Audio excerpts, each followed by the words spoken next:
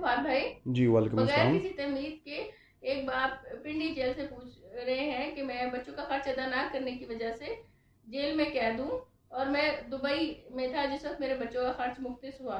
واپس آنے کے بعد میری نوکری چلی گئی اور 2 بار جو ہے دل کا دورہ پڑا.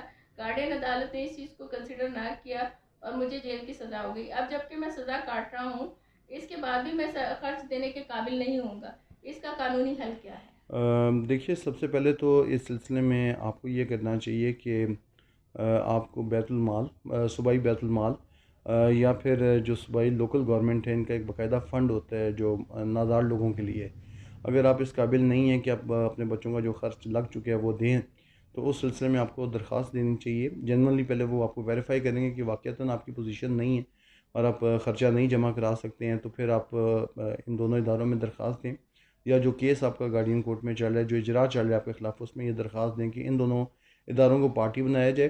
اور جہاں پہ یہ I think Karachi high court کی ایک ججمنٹ ہے اس کے اوپر, جس کا حوالہ شاید 2018 CLC 1786 ہے, جس کے مطابق اگر باپ جنرلی اس پوزیشن میں نہ ہو کہ وہ خرچہ اٹھا سکے اپنے بچوں کا, تو وہ لوکل گورنمنٹ صوبائی لوکل گورنمنٹ اور صوبائی بیت المال کو پارٹی کے طور پہ امپلیٹ کر سکتے ہیں اپنی پٹیشن میں, اور وہ یہ دونوں ادارے after verification of the resources of father pay کریں گے مینٹیننس ان بچوں کا. بہت شکریہ فہد بھائی.